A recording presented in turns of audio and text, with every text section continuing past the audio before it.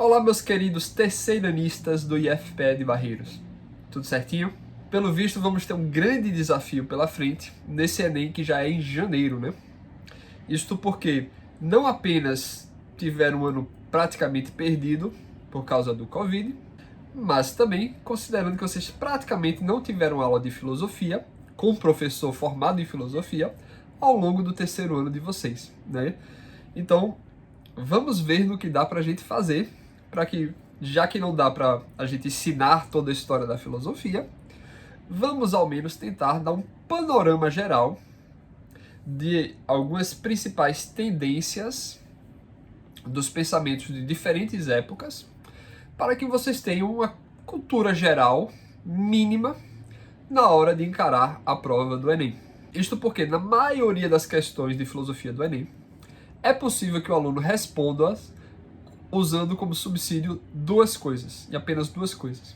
A primeira delas é a capacidade de interpretar textos. Se você ler bem as questões, a maioria das questões já possui a resposta no seu próprio enunciado.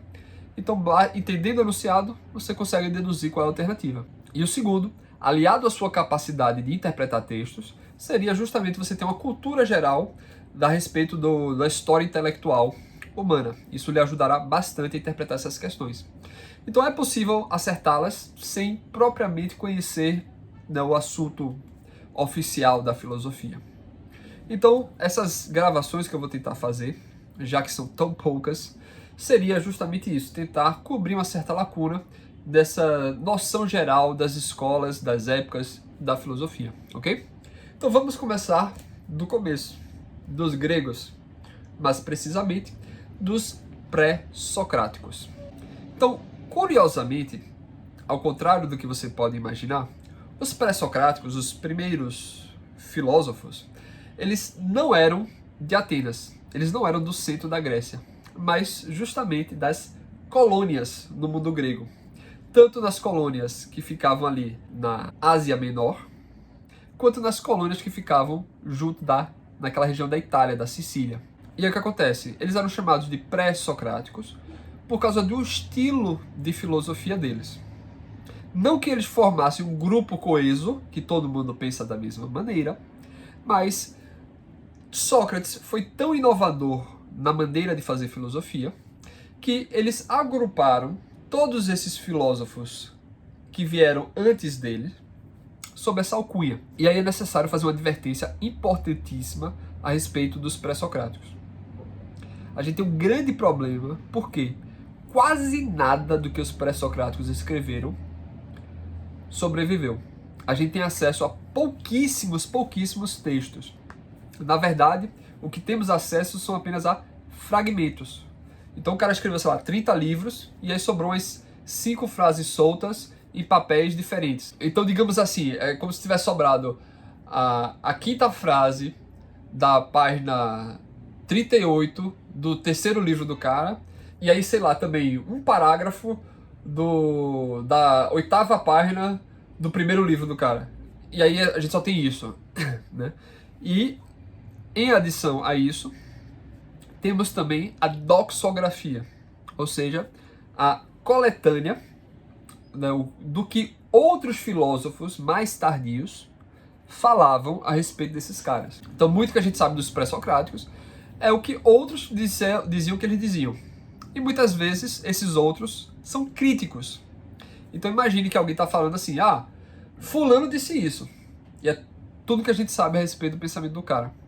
É difícil remontar qual seria realmente o pensamento do cara, assim, né? A gente ainda tem um outro grau de dificuldade, porque muito do que os pré-socráticos escreviam era escrito em uma linguagem poética. Era escrito em versos, era escrito com metáforas e analogias. Então, como a linguagem poética é sempre uma linguagem ambígua, torna ainda mais difícil compreender exatamente o que é que eles pensavam.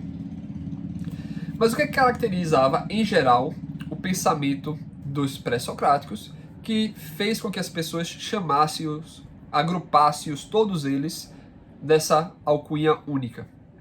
Ora, colocou-se essa marca de Sócrates porque antes de Sócrates, a maneira, em geral, de fazer filosofia era uma filosofia que buscava entender o arré, O que é ar-ré? Ar-ré significa princípio. E aí, princípio, que é um termo importantíssimo na filosofia, especialmente na filosofia clássica, pode ter 3 conotações. Princípio é a origem de tudo. Princípio é aquilo que está permanente em todas as mudanças. Ou princípio é a finalidade de todas as coisas, né? O a que tudo se direciona. E os pré-socráticos buscavam esse princípio, primordialmente, na própria natureza. Aí que você tem o primeiro filósofo, considerado o primeiro filósofo, que é o Tales de Mileto. E o que é que ele dizia? O princípio de toda a realidade é a água. Ou seja, todas as coisas mudam, mas o que permanece por todas essas transformações seria a água. Em outras palavras, tudo veio da água, a água está em tudo, e quando as coisas deixarem de existir, o que é que vai restar? Água. Né? Então você tem, por exemplo, Heráclito falando que tudo é fogo, mas no sentido mais metafórico, né? De que tudo é mudança, tudo é transformação. Enfim, você vai ver vários filósofos pré-socráticos, quase todos tentando reduzir toda a realidade a alguma coisa única, e geralmente essa coisa única estando na natureza.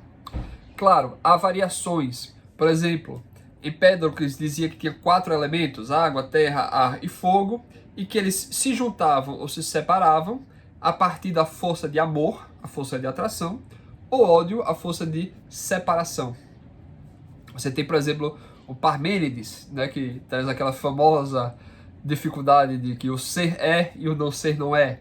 E ele vai falar das características do ser e de que o nada não existe. Você tem também importante o Pitágoras, né, isso que trata que tudo é número, ou seja, que busca a questão meramente formal da realidade, daí não estritamente material. Mas é importante a gente frisar que Aristóteles não considerava os pré-socráticos propriamente filósofos.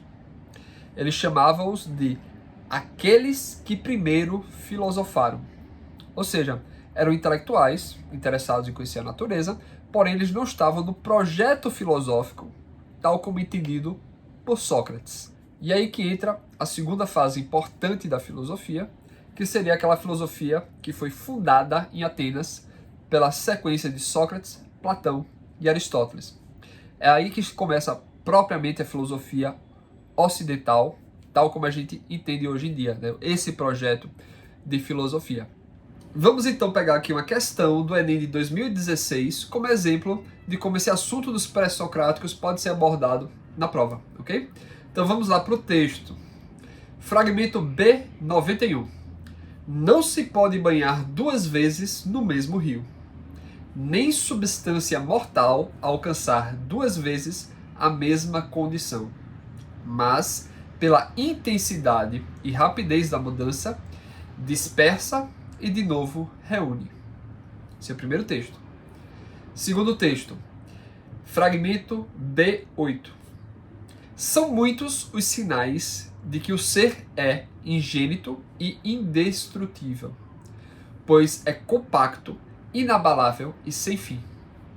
Não foi, nem será, pois é agora um todo homogêneo, uno, contínuo. Como poderia o que é perecer? Como poderia gerar-se? Os fragmentos do pensamento pré-socrático expõem uma oposição que insere no campo das. Letra A. Investigações do pensamento sistemático. Letra B. Preocupações do período mitológico. Letra C. Discussões de base ontológica. Letra D. Habilidade de retórica sofística. Letra E. Verdades do mundo sensível. Então vamos lá. Perceba que a pergunta questiona pelo seguinte. Os fragmentos do pensamento pré-socrático expõem uma oposição que se insere no campo das. Então está dizendo que, apesar de serem posições diferentes, elas são do mesmo tipo, da mesma coisa. Então são diferentes, porém fazem parte de um mesmo grupo. Então vamos avaliar agora as alternativas. Bem, A letra A diz investigações do pensamento sistemático.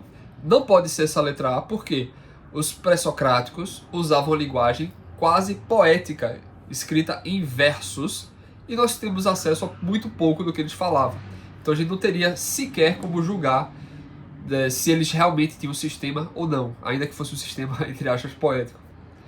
Letra B. Não são preocupações do período mitológico, porque os pré-socráticos, ao terem iniciado a filosofia, eles estão justamente se separando, rompendo, se diferenciando da mitologia. Letra C. Discussões de base ontológica. E aí vai a questão, né? O que é que significa a palavra ontológica? Que aí talvez possa quebrar você. Lógica, de logia, né? Ou seja, biologia, sociologia, psicologia. Logia significa estudo. E aí, onto é um termo grego que significa existência. Então, é o estudo daquilo que existe. Então, discussões que tem como base estudar as coisas que existem. A ontologia é muitas vezes confundida justamente com a metafísica, né? Às vezes, alguns filósofos usam de maneira indiscriminada o termo metafísica e ontologia, outros filósofos tentam separar. Então a gente vê que no fragmento B91 do Heráclito, ele está falando sobre a substância. Lembra, a substância é aquilo que está por baixo, né? O que aqui subexiste. E o modo de existir dela, que é sempre em mudança. E no fragmento 2, o texto do Parmênides, a gente está vendo o quê? Também uma discussão a respeito do que é o ser, né? São muitos os sinais de que o ser é, ou seja, como é que é o ser, aquilo que existe. Ele pergunta, como poderia o que é deixar de ser, perecer? Como poderia o que é ter vindo a ser, gerar-se? Então, a resposta seria justamente a letra C, discussões de base ontológica. Um dizendo que o que existe está sempre mudando, e o outro dizendo que o que existe nunca muda, sempre é o mesmo. Mas vamos supor que você não entendesse o que é ontologia. Vamos parar para pensar nos outros. Letra D. Habilidades de retórica sofística. Bem, os sofistas vieram só depois dos pré-socráticos. E os pré-socráticos não discutiam esse assunto. A retórica, a persuasão, a capacidade de convencer os outros pela palavra. Então não poderia ser dele de jeito nenhum. E letra E, verdades do mundo sensível. Ora, esse daí talvez pudesse dar uma certa confusão, né? Especialmente caso você não saiba qual é a letra C. Então você poderia ficar em dúvida entre a letra C e a letra E. E convenhamos, discussões de base ontológica afetam como a gente enxerga a verdade do mundo sensível também, né? Se você tem um pressuposto metafísico, você vai interpretar o mundo sensível de uma maneira ou de outra. Porém, eles não estão discutindo no nível do mundo sensível. E isso que seria o fato diferenciador que decide que a resposta seria a letra C. Porque tanto o Parmênides quanto o Heráclito estão discutindo o quê? As bases do mundo sensível. O que é que está por trás do mundo sensível? O que é que está por trás de como a gente enxerga as coisas? E especialmente o Parmênides, né? Afinal de contas, a gente vê o movimento e o Parmênides está dizendo que o movimento, na verdade, não existe. Porque aquilo que é, como ele falou, tem que ter sido ingênito, ou seja, não gerado, indestrutível, ou seja, não acaba, compacto, inabalável e sem fim, ou seja, infinito e único, e homogêneo e contínuo. E a gente não observa nada, a gente não sente nada que tem essas características. Então, se ambos os textos têm que estar sobre o mesmo grupo, certamente o texto do Parmênides não está falando diretamente daquilo que a gente vê, daquilo que a gente sente. Vamos tentar resolver mais uma questão, já que temos ainda tempo. Então essa questão já é do ano de 2018. Veja só o que ela diz. Demócrito julga que a natureza das coisas eternas são pequenas substâncias infinitas, em grande número, e julga que as substâncias são tão pequenas que fogem às nossas percepções. Eles são inerentes formas de toda espécie, figuras de toda espécie e diferenças em grandeza. Destas, então, engendram-se e combinam-se todos os volumes visíveis e perceptíveis. Perceba que é uma doxografia. Isso é Simplício falando do que Demócrito pensava. Aquele problema que a gente falou, da dificuldade de saber o que realmente pensavam os filósofos pré-socráticos, porque pouco do que eles próprios escreveram sobrou, e a maior parte das poucas coisas que temos a respeito dos pré-socráticos são comentários de outros, como este do Simplício. Então, o enunciado pede o quê? A Demócrito atribui-se a origem do conceito de: letra A, porção mínima da matéria, o átomo. Letra B, princípio móvel do universo, a arché. Letra C, qualidade única dos seres, a essência. Letra D, quantidade variante da massa, o corpus. Letra E, substrato constitutivo dos elementos, a physis. Pois bem, se você já tivesse estudado, se você conhecesse a respeito de Demócrito, você saberia que a resposta correta é a letra A. Mas e aí, você nunca teve aula de filosofia? Como é que a gente pode resolver isso? Ora, o que é que o texto está dizendo? O texto está chamando a atenção para que Demócrito julga que a natureza da Terra são pequenas substâncias infinitas, em grande número. Ou seja, ele está falando de algo extremamente pequeno e infinito. Ele julga que essas substâncias são tão pequenas que fogem às nossas percepções.